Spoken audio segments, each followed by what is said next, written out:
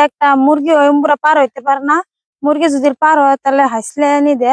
আসসালামু আলাইকুম, আশা করছি আপনারা সবাই ভালো আছেন। তাই আজকে আবার আরেকটা নতুন রেসিপি নিয়ে আসি আপনাদের মাঝে। অনেক রোদ উঠছে, রোদের ঠেলা চাই থাকা গেতেছে না। তো এই যে এদিক দিয়ে পুরা বাগুন গাছ লাগানো হয়েছে, আর এই যে বাগুন গাছটা যাতে না পড়ে তার জন্য এরকম করে খুঁটা দিয়ে হয়েছে বাগুন খানের মাঝখানে। অনেকও বেগুন ধরছে, এই যে কিরকম মোটা মোটা সাইজের বেগুন। পানি দিয়ে হয়েছে তাই একটু মাটি মাটি হয়েছে, যে মাটিটা পুষে দিলাম কিরকম চকচক করতেছে। এই দিক দিয়ে আছে দেখেন একটা করে গাছে কতটুক করে বেগুন ধরছে আর কিরকম ফুল হয়েছে। তার মাঝখান দিয়ে লাই শাক আছে, অনেক লাই শাক ছিল, মানে রাত্রে উঠে নিয়েছে, সকালে বাজারে নিয়ে জানি হয়েছে।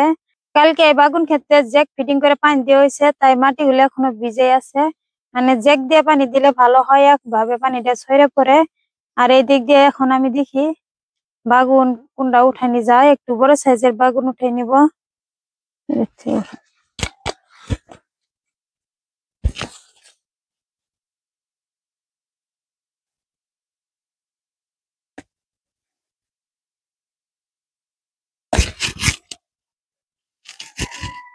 একদম নতুন তালের বেগুন চিকচিক করতেছে, এই বাগুনের মধ্যে একটু পোকা নাই। তে নতুন তালের বাগুন তো রান্না করে খালি এমনি সিদ্ধ হয়ে গলে যায়, আর তো দারুণ টেস্টি লাগে। এই যে বাগুন আমি এরকম সাইজের 2-3টা মান বাগুন উঠে নিব। এখন দেখি আর কোন গাছে বড় হয়েছে, কতটুক মোটা এই বেগুনটা উঠে নিলাম। তা আমি ঘরেরই আমাদেরই বাগানেরই বাগুন তালেরই বেগুন, তা আমি অত উঠাই নিলাম না। আমার এই 3টা মান হবো পরিমাণ মতন উঠে নিচ্ছি। যে আপনাদের যদি আরো এর থেকে বেশি লাগে তো বেশি উঠে নিবেন। তো এখানে আমি 3টা মান নিচ্ছি। মানে আজকে আলু দিয়ে বেগুন দিয়ে পাতলা ঝোল রান্না করবো, সাথে থাকবো রৌ মাছ। রৌ মাছটা তেমনি দেখতেও ভালো লাগে, খাইতেও দারুণ টেস্টি লাগে। তো আপনারা সাথে থাকেন আর দেখতে থাকেন। আর এই যে বাগুন তালের মাঝখানে একটা কয়টা মান ডাঙ্গা গাছ আছে, মানে এই ডাঙ্গা গুলা বিছন তো হয়েছে, এই যে গুটি হইতেছে, এই যে এই ডাঙ্গার গুটি গুলো আবার এরকম করে ফেলাই দিব, তখন আবার এই ডাঙ্গার মাছ থেকে আবার ডাঙ্গা হবো। আর এই যে নিচ দিয়ে ছোট ছোট লাই শাক, আর ওই যে 2 পাতা মান হয়েছে, ওইটা হয়েছে লাই শাকই, মানে ফেলানি হয়েছে। এটা বিক্রি করা হবো, আবার ওইটাও একটু বড় হবো, তখন ওটাও বিক্রি করব। এই যে পাইপ, এই পাইপের মাঝখানে যে জ্যাক ফিটিং করেছে, মানে এই জ্যাকটা দিয়ে এরকম করে একলা একলাই চতুর্দিক দিয়ে ঘুরে ঘুরে পানিটা ছিটে যায়। আর চতুর্দিক দিয়ে মাটিটা ভিজে, জ্যাক দিয়ে পানি দিলে এটা হয় সুবিধা, মানে উপর থেকে বৃষ্টির মতন পানিটা পড়ে। আর এই দিক দিয়ে দেখেন কতটুক লাই শাক আছে, মানে রাইতে অনেক উঠানি হয়েছে তারপরেও বহুত লাই শাক আছে। মানে এই লাই শাকটা আজকের দিন বাদে উঠাইলে ভালো হবো, মানে আরেকটু বড় হবো। আর এদিকে বাগুন গাছে অনেক ফুল হয়েছে। নতুন বাগুন তাল দিয়া ঘুরতে এমনি ভালো লাগে, আর বাগুন গুলা দেখেও খুব সুন্দর দেখা যায়।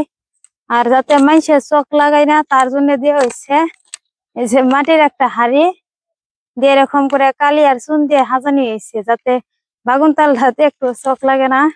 আর মাঝখানে হয়েছে আমরা কই বিলেতি লাউ, কেউ বলে যে মিঠা কুমড়ো গাছ। এটা মাটির মিঠা কুমড়ো গাছ, মানে কিরকম বড় সাইজের হয়েছে, একদম টলটল করতেছে। এখন আমি পার হইতেছি, এখন আমি হ্যাঙ্গারটা মাইরে দিব যাতে কুটকিটা যাইতে পারে না মুরগি। এরকম করে মাইরে দিলে একটা মুরগিও পার হইতে পারে না। চাল কুমড়ো গাছ আছে, আর ওইদিকে কয়টা ধনিয়া পাতা আছে, আমি অল্প পরিমাণে উঠাই নিব, মানে এই দিক দিয়ে পার হয়। একবারে মাটিটা শক্ত হয়ে গেছে, বয়ে পড়ছে। এখনকার ধনিয়া পাতাটার সেন্ডাই খুব সুন্দর, অনেক বাসনা করে ধনিয়া পাতাটা। আমি ধনিয়া পাতা আর বেগুন উঠে নিছি, এখন দেখাবো আপনাদের সাথে রান্না করে। সাথে থাকেন আর দেখতে থাকেন আমি বেগুন আলু দিয়ে কিরকম করে পাতলা ঝোলটা রান্না করব।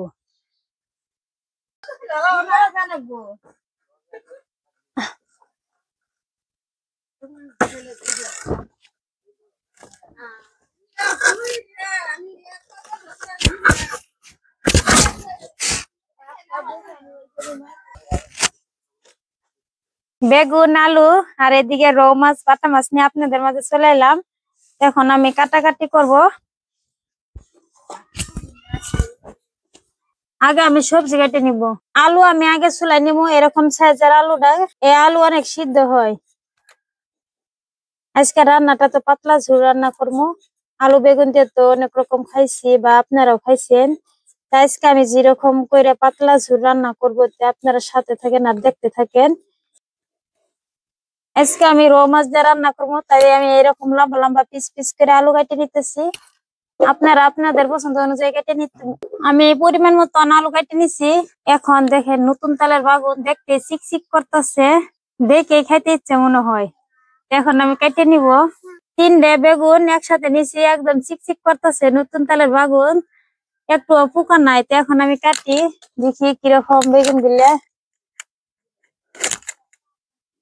একদম ফক ফক করতেছে, আমি বড় বড় পিস পিস করে কেটে নিব। এখনো একটা গুটি, ওখানে অনেক কুমড়া আছে এখনো। আমি এরকম করে 4 টুকরো করে কেটে নিব। খালি তাল যাচ্ছে না। যাচ্ছে।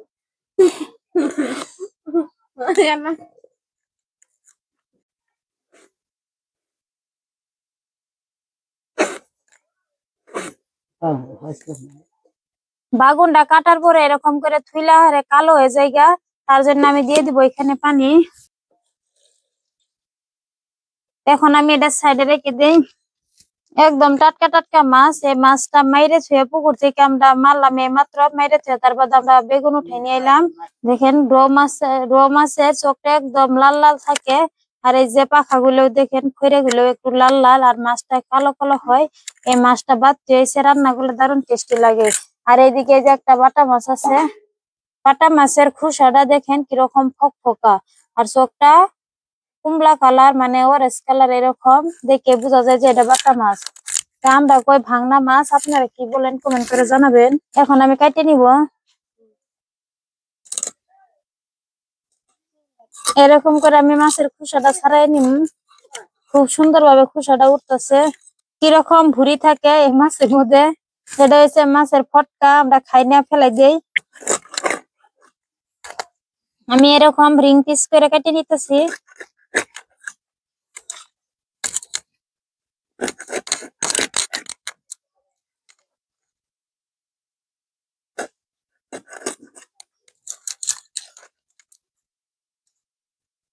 এই মাছের ফুলটা আমরা খাই না ফেলাই দেই, মানে এই ফুলের মধ্যে অনেক বালি থাকে, কেদা থাকে, যে কিরকম একটু বিজলে বিজলে থাকে, তাই আমরা যে এরকম করে কেটে আমরা ফেলে দিতেছি যাতে একটু না থাকে।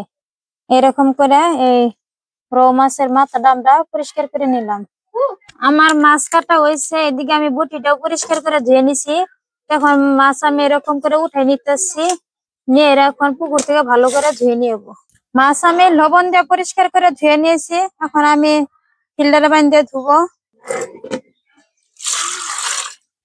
মাছ আমি ফিল্টারে পানি দিয়ে ভালো করে ধুয়ে নিছি, কিরকম ঝিকঝিক হয়েছে। এখন আমি কিছু মশলা দিয়ে এটা আমি ভাজবো। 1/2 চামচ দিতেছি আমি লঙ্কা পাউডার, আর দিব হলুদ পাউডার, আর দিব স্বাদ মতন লবণ। মাছ আমি মশলার সাথে ভালো করে মিক্স করে মাখাই নিব আমি।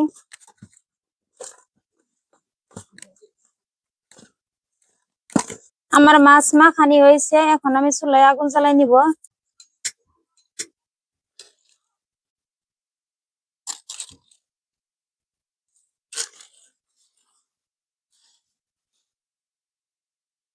কড়াই গরম হয়েছে, কড়াই দিয়ে দিব সরষের তেল। মাছ ভাজার জন্য দিয়ে দিতেছি পরিমাণ মতন তেল। তেল আমি ভালো করে গরম করে নিছি, যদি তেলটা ভালো করে গরম করা না হয় তাহলে কড়াইয়ের সাথে মাছটা লাগিয়ে ধরে, তার জন্য আমি তেলটা ভালো করে গরম করে নিছি। মানে এরকম করলে আরে হাতটা তাপ লাগতেছে তেলের থেকে। তো এখন আমি দিয়ে দিতেছি মাছ।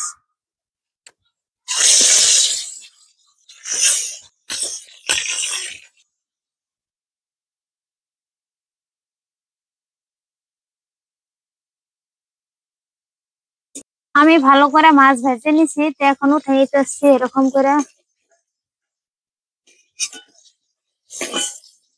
আমার কতটুক মাছ হচ্ছে এখানে। মাছ ভাজার তেলের মধ্যে আর একটু সরষের তেল আমি দিয়ে দিব।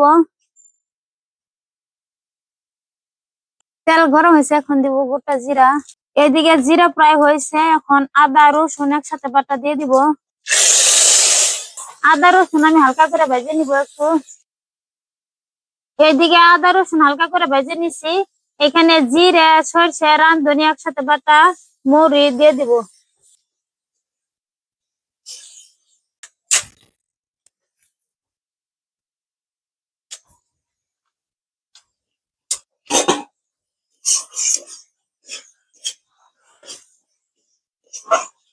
এইদিকে সরষে জিরা পেঁয়াজ রসুনের গুঁড়াটা চলে গেছে। এখন আমি মশলা দিমু। স্বাদ মতন লবণ, পরিমাণ মতন লঙ্কা পাউডার, হলুদ পাউডার। এখন দিব মশলার পানি। মশলার পানি দিছি, এখন ভালো করে মিক্স করে নিব। মশলা খালি আমি কষাই নিব।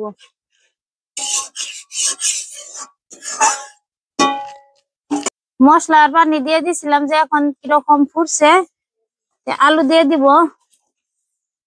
আলু আমি ভালো করে আগে কষাই নিব, মানে নতুন চালের বাগুন দেওয়ার সাথে সাথে সিদ্ধ হয়ে গলে জায়গা, যার জন্য আমি আলুটা আগে দিয়ে দিলাম।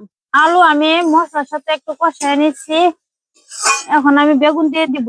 বেগুন আমি পরিষ্কার করে ধুয়ে নিচ্ছি।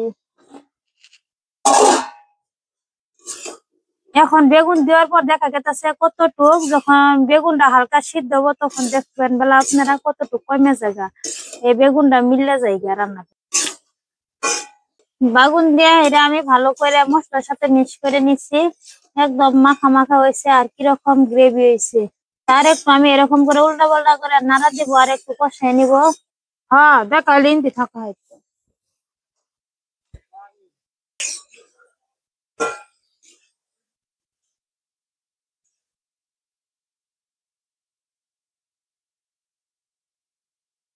আমি মশলার সাথে ভালো করে মাখা মাখা করে কষাই নিচ্ছি। এখন পরিমাণ মতন পানি দিয়ে দিব।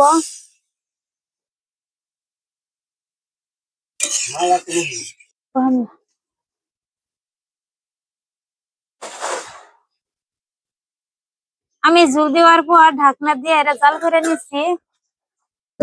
ঝুলটা দেখেন কতটুকু ছিল, জাল হয়ে কতটুকু কমছে। এইদিকে প্রায় আলু সিদ্ধ হয়ে গেছে, বেগুন তো কোনো কথাই নেই, সিদ্ধ হয়েছে। এখন মাছ দিয়ে দিব। আমার সবজি প্রায় রান্না হয়েছে, এখন উপর দিয়ে দিয়ে দিব ধনিয়া পাতা।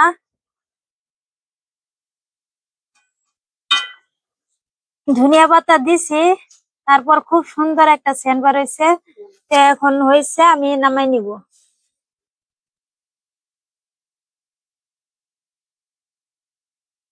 বন্ধুরা, আমার তো রান্না কমপ্লিট হয়েছে। এদিকে আমি সব পরিষ্কার করে নিছি, আর এদিকে যে ভাত নিয়ে চলে এলাম। এখন সবজি দিয়ে নিব।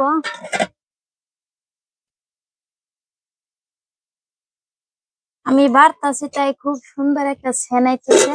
আর এদিকে কালারটাও খুব সুন্দর হয়েছে। আর মাছের পিসটা দেখেন, যেরকমই ভাবছিলাম ওই রকমই রিং পিসি আছে। বাগুনটাও সিদ্ধ হয়ে গলে গেছে একদম। আর এদিকে যে আলুটা ধরার আগে গলে গেছে একদম মোমের মতন সিদ্ধ হয়েছে। মাছটা যেরকমই দিয়েছিলাম রিং পিস সেরকমই আছে। এখন আমি খাবো যে কিরকম লাগে, মানে সেন হইনে বুঝতে পারা গেছে যে একটু টেস্টি লাগবো। তাও আমি খাই দেখি কিরকম লাগে। বন্ধুরা, আপনাদের কি আর বলবো, খেতে থেকে একদম টাটকা টাটকা বেগুন, পুকুর থেকে জ্যান্ত মাছ মাইরে আলু দিয়ে রান্না করছি, রো মাছের পাতলা ঝোল। খাইতে তো খুব দারুণ টেস্টি লাগছে। আপনাদের আর কি বলবো, মানে আমি বলতে পারতেছি না যে কিরকম টেস্টি লাগছে। তার সাথে ধনিয়া পাতার একটা সেন্ট, একবারে দারুণ টেস্টি। আমি যেরকম করে একদম খেতে টাটকা টাটকা বেগুন আলু দিয়ে আর পুকুরে জ্যান্ত মাছ দিয়ে রান্নাটা করছি, অবশ্যই আপনারা ওরকম করে রান্না করে খাই কমেন্ট করে জানাবেন যে আমার রান্নাটা কিরকম হয়েছে।